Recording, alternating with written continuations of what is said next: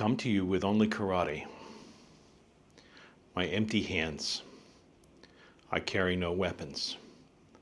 But should I be forced to defend myself, my honor or my principles, should it be a matter of life or death, right or wrong, then here are my weapons, my empty hands. Hey, welcome to Honolulu Uechi-ryu. This is Al, and today I want to talk about our weapons that we use in Uechi-ryu. That thing that I just recited was the Creed of Karate that was taught to me by Ron Wanderlich Sensei back when I was 14 years old in 1974. And I understand it was originally created by the founder of American Kempo, Ed Parker. But today's video is about how to make a proper fist. And this was also taught to me when I was a very young man, a very young boy actually. And what my sensei told me at that time, which I've been doing ever since, is you want to make a very tight, strong fist. I see too many people holding their hands all kinds of loose when they're doing Uechi-ryu. And that's all fine and good. I'm not telling other people how to do things. But for myself, I want to have a strong, firm weapon that when I hit something, or if something hits it, it's not going to break. And a lot of times people break their hands in a fight. So when I make a fist, what I do is I grab my calluses like this, and wrap this fist up nice and tight, and then roll this thumb right over. So when you're making the fist, it turns out to be a very square, powerful fist that you can hit things pretty hard.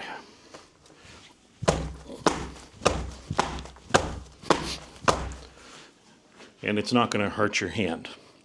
That's the goal. So in Uechi-ryu, the Seikenzuki, the proper fist, that's how we form it. And you should practice this. If you're not somebody who practices the fighting arts on a regular basis, you're just picking up Uechi-ryu, you just started, you should maybe form a fist once in a while and just feel how it feels to make a tight, firm fist. This is a Seikenzuki, proper fist. Of course, we make the Shoken. This is the same thing. We grab our calluses with these fingers. This one comes right here, and then this thumb wraps it all up so that it's nice and firm. And this fist should always go to soft targets: the throat, the eyes, the organs. But you can use it as digging into somebody behind their collarbone or behind their jawbone, right by their ear, at the bottom of their ear. Just dig it in. It's very effective for that. But you can actually hit things if you practice. Now, I don't recommend this for the average person. It takes a lot of practice to hit things hard with your Shoken, and you don't want to tear your skin. So it's a long period of time, gradually. The other fist that we make is, again, grab your calluses, wrap your knuckles. Some people do it like this, that's okay. This is for using the hurricane. And the hurricane also is known as a leopard's paw in Kung Fu. And this also goes to soft targets, to the throat. Fits nicely in here to the throat.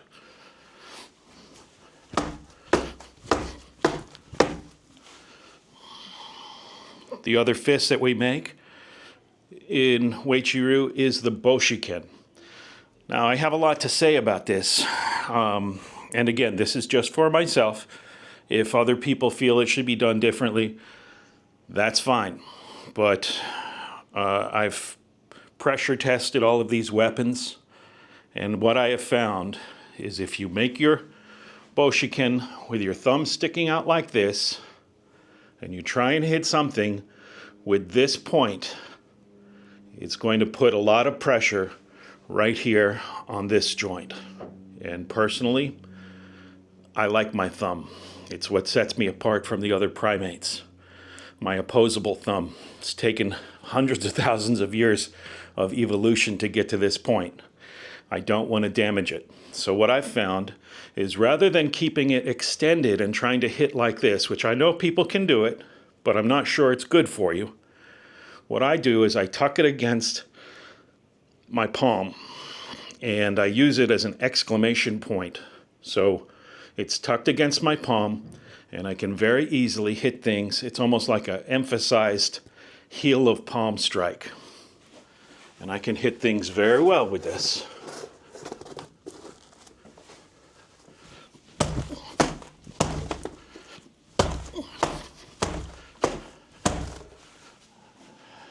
And this can go right up into the throat. If it hits in the face area, perhaps the thumb slides into the eye, the thumb knuckle. But I find this much more effective. The times I have experimented with this, which I didn't do very often, it did not go well for me. So I don't encourage this at all. I do encourage, if you want to use the Boshiken, use this. The other strike that we use is the Nukite, the spear hand. What I want to do is I want to keep my fingers slightly curled.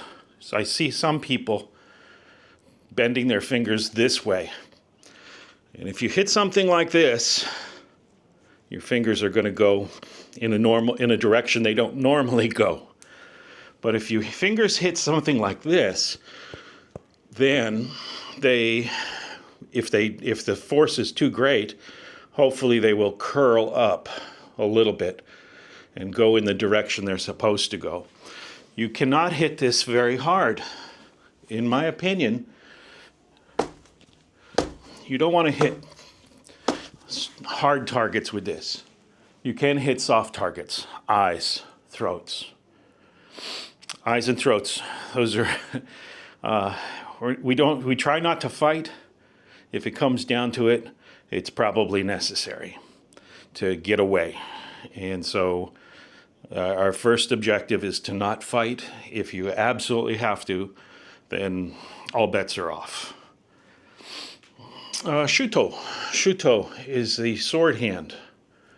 And it is hit with this meaty part of the hand right here. And again, keep your fingers slightly bent, tense your hand, and this is a trick that was taught to me a long time ago, is pull your thumb back, and that makes your whole hand tighten. You can see the rigidity in my hand. Here's my hand relaxed. Here is my hand drawing the thumb back and tensing everything. And this can be used to very good advantage. Again, hitting to the side of the neck, to the head, to the arms even.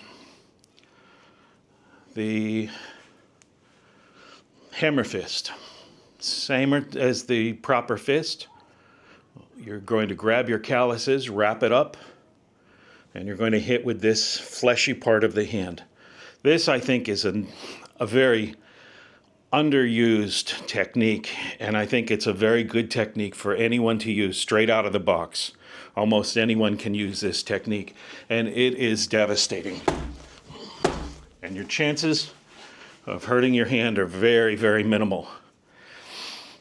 That's about all I wanted to talk to today. Again, when you're in your ready position, rather than have your hands out, your fingers out splayed like this, and if somebody kicks or punches, you break your fingers, maybe protect them a little bit more and put them into a harder, close together position. Your fingers close together, and then just turn it sideways. Anyway, this short video for today. Thank you very much. Have a wonderful day. Aloha.